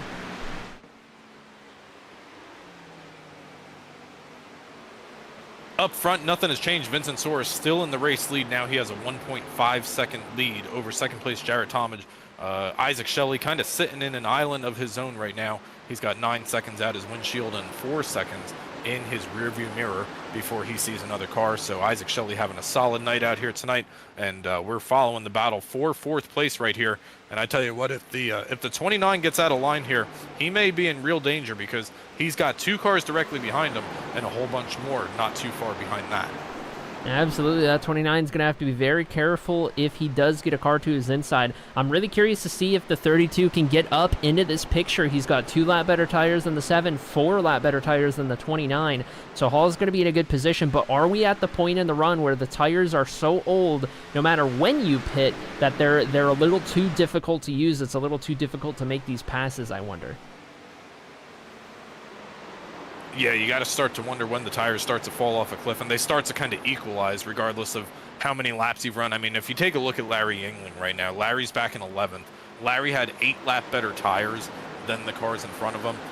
Last time we spoke about Larry, he was running in 12th, and he has only gained 1 position since we last spoke about that 67. So that's kind of a classic example of it right there with Larry, who had a big advantage but just couldn't use the tires while they were still good. Yeah, there is a certain timing element of it. I think I went to talk about it before we had a close call elsewhere, but with that 67, staying out as long as he did, sure, he gives himself the best tires for this run right here, but you also you lose so much track position. You're losing the most out of anyone out there on track. You've got to make the most passes out of anyone, and every time you have to use those tires to make a pass, it slightly negates that advantage just a little bit more, and a little bit more, and all of a sudden you're caught up in traffic like this right here. Even though you've got the best tires, there's all this dirty air, the tires are old even for you, and the white flag is out. Further up ahead, Vincent Soar in the 15. Not a lot of TV time in the second half of the race because it has been no contest for the most part. I tell you what, the 27 of Jarrett Talmadge put on quite the show with the 15 through the first half of this race and into the final stint, but Soar in the 15 looks to bring it home. One more time down the backstretch for Vincent Soar. He's got a 2-second lead over second place Jarrett Talmadge as he races in. They told us before that Vincent Soar was undefeated at the Brickyard at his home track, and tonight he's going to continue that feat as he's into turn number 3 and he sees the yard of bricks in his windshield. Through turn 4 for the final time, driver 15, following his recent championship here in the Trinity Racing League, going to bring it to the line and become a winner officially in this season. In the third race of the running, Vincent Soar is going to win it in the Brickyard. Vincent Soar picks up the checkered flag out here tonight, following a closer battle back towards the top 10. Larry Yingling still trying to put some heat on the 13. One more opportunity to do it as they race down the front stretch to the start-finish line. Doesn't look like he's going to be able to get it done. And Ryan Kelly going to hang on to a 9th place finishing position out here tonight. But that was a great race we saw between Vincent and Jarrett all night out here tonight, Arie. It absolutely was. These two put on a show. Not a single other driver in the field had a thing for these two the entire night. It was very much a 2-man show out there out front. But in the end, Soar in the 15 gets the advantage, stays undefeated here in Indianapolis, and that is always a really cool feat to achieve. Put that 15 car in victory lane for the first time this season. That Ford Mustang, gotta imagine he's going to be doing some victory donuts out here, well deserved, as both him and Jarrett going to do a little bit of a drift through turn 4, and he's going to treat us to a smoke showdown on the front straightaway here as the top 3 pull their vehicles around to the start finish line for the post-race show here on the Cyber Thunder Broadcast Network. All right, let's see if we can wrangle our podium finishers here to catch some words with the drivers who came out on top in tonight's event. We watched the celebrations from the 15. Well, I tell you what, Arie, while you're looking for second and third place, we'll grab it live while he's doing some donuts out here. Vincent, Tom, and Arie up in the booth. How you doing? I'm doing pretty well. First time talking to you guys. You weren't here last season, but picking up right where I left off, so this is pretty cool. I'm glad I could give you guys a show, and especially here at my home track, this is pretty special. Yeah, it was quite the show between you and the 27. in the middle of the race there, and we saw some tire strategy, some fuel strategy at times. But how was your race out here tonight? You came out on the final pit stop there. You're about 2.5 seconds behind him. Slowly you were able to close in to the 27. Any concerns there on the end of the run there? Maybe having issues closing that gap. Not really. I knew that I had a better long run car than him all night. It looked like he was hurting his right front a lot more than me, and I was able to just get down to the bottom of the racetrack and wrap my corners a lot better. And that's the key here at Indy. You just got to be really smooth and have a really tidy line, and you can't make any mistakes. This racetrack, that's why I love it so much, and I'm biased because, like I said, it's my home track. But you just have to be so perfect each lap and each corner, and there's so many places that you could mess up and ruin a lap. And it really just it suits my driving style really well. And yeah, coming out of the pits on that last run, I knew he was probably going to undercut me. But yeah, I came out where I did, and I knew if I was just smart on my tires for the first 5 or so laps that I could probably catch him and pass him. So you remain, as we were told earlier from Race Control, you remain undefeated at the Brickyard out here. Track kind of drives a little bit like a road course, the way you got to drive some of the corners. Next week we got the Red Bull Ring. We're gonna see that Ford Mustang out there next week. We might. I won at the Chicago Street Course last season. I think road courses are pretty good for me. They're pretty fun. If not next week, let me take a look at the schedule here. We'll probably see me at a track like Texas, maybe Homestead, Darlington, Pocono, a track that is a lot like Indy, and I have a lot of success at, and then maybe Sonoma. It's another one that I have a lot of fun at. So there's definitely a lot of tracks here coming up on the schedule that I might come out and hopefully get another win at. All right, well, you break into the winners column out here tonight after 80 laps at Indianapolis. Vincent, we're going to open up the floor. Any hays and highs you want to say hello to back home watching you get the victory at Indianapolis? Yeah, just everybody over here that makes Trinity possible. It kind of sucks that I can't run the full season over here this year, but I'm glad that I can fit some of these races into my schedule and have some fun out here tonight. Shout out to Jarrett. We had a really hard battle. I'm going to have a lot of fun going back and watching that. And then everybody on Yin Yang Motorsports that was in the VC with me, Chris Stitz, Larry Yingling, Ryan Kelly. Had a lot of fun. Glad those guys let me on the team for the limited schedule this season, and hopefully I can get some more wins for them. All right, congratulations once again, Vincent, with a victory out here tonight at your home track of Indy. And I guess we'll do it this way, Arie. Why don't we grab second place here? Who I think you've got, Jarrett. That's right. I've got Jarrett Talmadge, driver of the 27, coming home in P2 in what was a very fun race to witness here in Indianapolis. You and Vincent put on quite the show all throughout the race. But in the end, was it just that difference in long run speed? Maybe something with the tires that you needed? Yeah, it definitely was a difference in long run speed. He just held his right front on. I mean, a little bit better than me because I was able to stay pretty close once he did get by. But I killed the right front. I don't really know how he drove insane to keep his right front on like that. But yeah, I think it was just the long run pace because I feel like I had him from the start of the run till maybe about like lap 15, 16, 17-ish. And then from there on, he just would slowly just get faster and faster than me. As it goes sometimes. Well, I tell you what, you come out here, you score the pole after a win last week in Kansas, kind of getting your foot down, getting the momentum going early on in the season. Next week, we're switching it up, though. We're going to the Red Bull Ring for what should be a really entertaining road course event. How are you with road courses? How do you feel about going to the Red Bull Ring? I mean, I don't mind road courses. I don't really like them. I don't hate them. I don't know how good I would say I am. I don't really run them that often in the stock car, so I don't know about that. But I do love the Red Bull Ring. It is one of my favorite tracks in the world. I played so much F1 with it that I love it so much. So, I mean, I hope I can be good there. I mean, I think it's gonna be a weird race. You could see people who, maybe don't always have the speed up there at the front just because of how tricky it's gonna be with the braking zones there, with the uphill, multiple heavy braking zones. So it'll be a lot of fun. Absolutely. We're certainly looking forward to it up here in the booth. I'll tell you what, keep the momentum going into next week. We're going to open up the floor to you, Jared, to give any hayes, highs, shout-outs to anyone you got watching.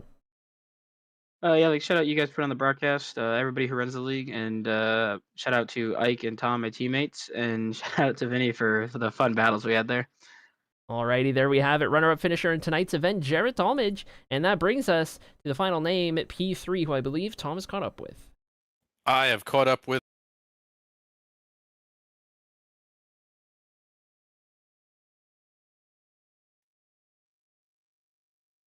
Hey Isaac, how you doing? It's Tom and Arie up in the booth. You get your best finish of the season out here tonight, and while the leaders stepped away, you were a constant name up inside the top three out here tonight. Kind of bring us through your 80 laps here tonight.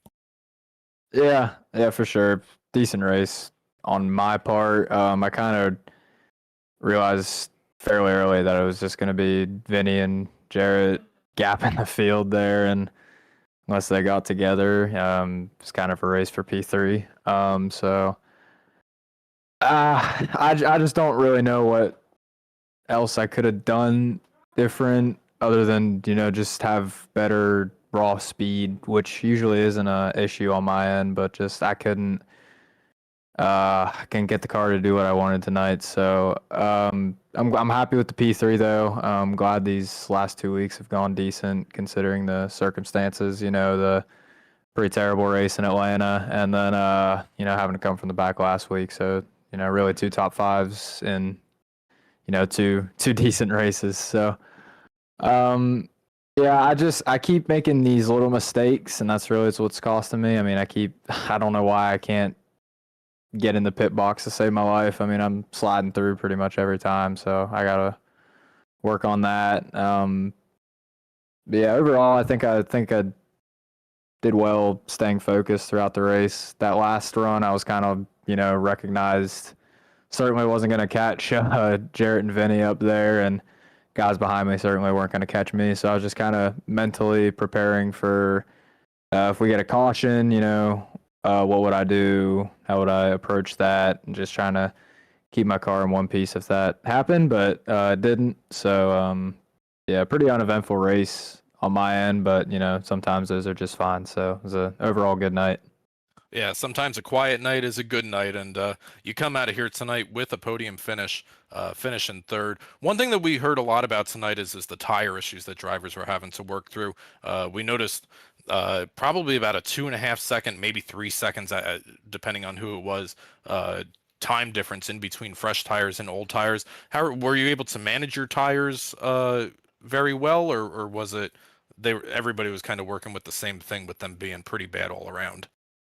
Yeah, I mean, they were money for about, I don't know, 5 laps or so, and then it's just like it hit a wall and they're terrible. But I think the first run I definitely over-conserved, and I recognized that when we got that first yellow, and went a lot harder in the second run, and then I really paid the price for it at the end. I was really keeping pace there with Vinny and Jarrett, like about a second, I think, for 20 or so laps, and then I just caught the wall off of one and just messed me up, and just couldn't really get it back from there on out. But yeah, the tires it was fun. Like, it was fun to drive because Vinny and I were talking just before this, like when Indy's like a just tight and like no turn, it's like the worst track to drive ever. But when you got a right rear that's squirrely and you're trying to hang on and you got to manage the right rear a little more than the right front, that certainly makes it a lot more entertaining for the drivers, at least. Yeah, it certainly does. And well, you come out of here finishing third last week at Kansas in race number 2 of the season. You had another top 5, so you got a pair of top 5s on your side. You came in here tonight in 10th in points. How are you feeling about your chances for the playoffs and moving forward towards the middle part of this season here in the coming weeks? Yeah, I think, just getting some good runs, solidifying myself as, top 5 driver, I feel like I am in this series.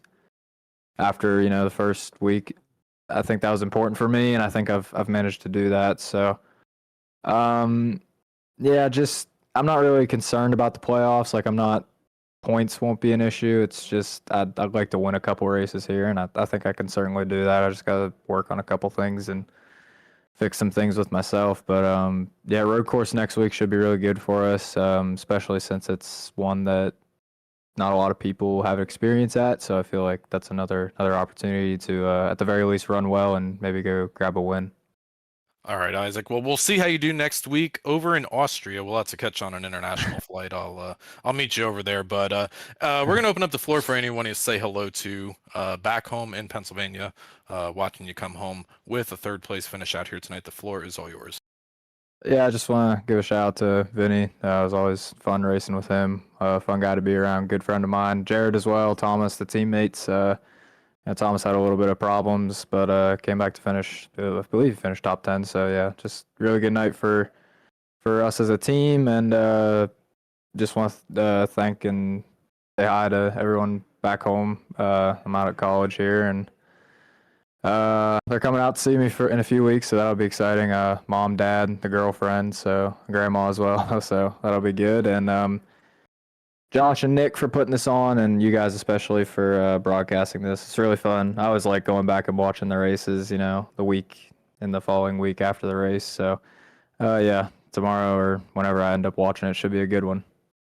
All right, Isaac, congratulations on a third place finish out here tonight. We're going to let you go debrief with the team, and we will see you next week at Red Bull.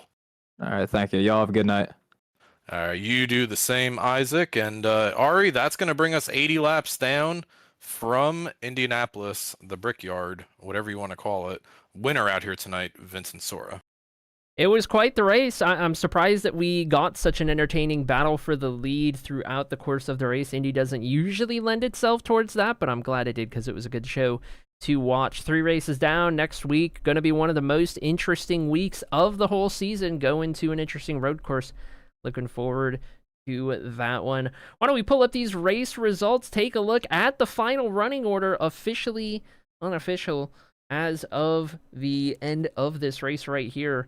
We, of course, spoke to our big top 3, but let's take a look at the rest. Vincent Sora on top. Jarrett Talmadge comes home P2. Isaac Shelley in 3rd place. Brandon Gass comes home in 4th ahead of Cedric Hunter, rounding out the top 5. 6th place goes to newcomer Zach Hall. Justin Campbell finishes in 7th. Chris Stitz in 8th.